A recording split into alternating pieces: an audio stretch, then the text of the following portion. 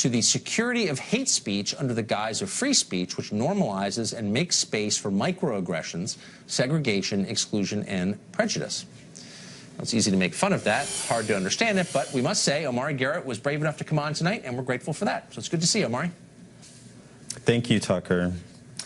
So first off, I guess it seems to me the key phrase in the paragraph I just read is hate speech. It's not a constitutionally recognized idea. As you know, there's no such thing actually as hate speech. But tell me how it's interpreted on your campus. What's hate speech? Well, hate speech is speech that comes out of the rhetoric that targets certain groups or individuals because of who they are or their social location in society.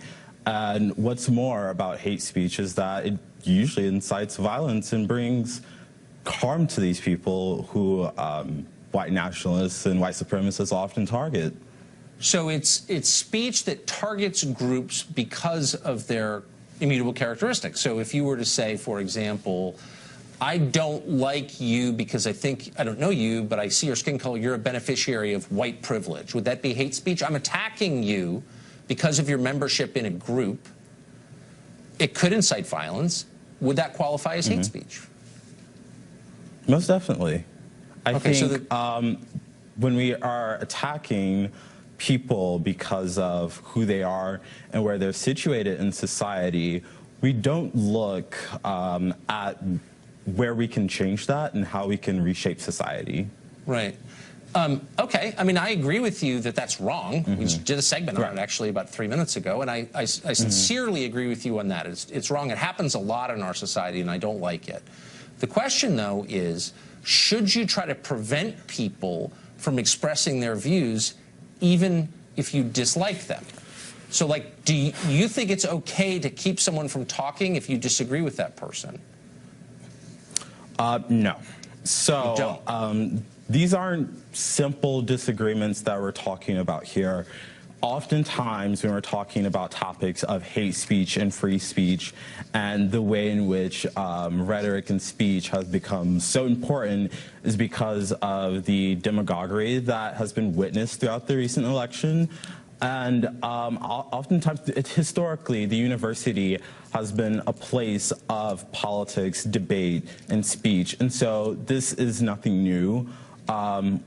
We know that people like to espouse white nationalists and white supremacist views at campuses around the country and even around the world. But I guess what is, I mean, that's a debatable point that you just made. But the first point you made is not debatable, that traditionally colleges have been a place where people can say what they think, even if other people disagree. What's new, and I'm old enough to remember it, is that now students like you are saying, no, you're not allowed to express those views here. Yes, that's a new thing. Yes, it is. It is a new thing, and it's because we are now at a space in society where we're concerned for the safety of people, right? And so we have a change in society where we are no longer allowing groups of people to be targeted and come under the harm that how many, just at Denison, I've been to Denison in Granville, Ohio, how many students have been killed by white supremacists on your campus recently?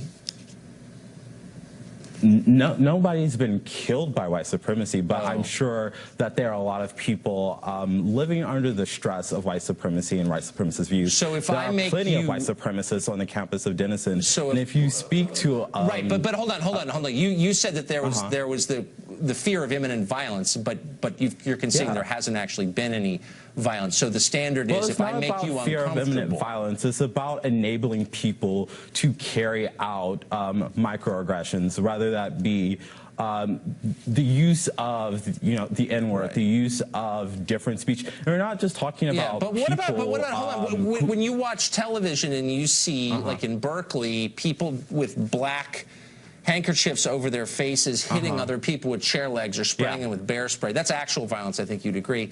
And they're on the left. Does that kind of challenge the storyline? And the violence that's occurred from the left has been entirely reactionary to the white nationalist violence that has come from groups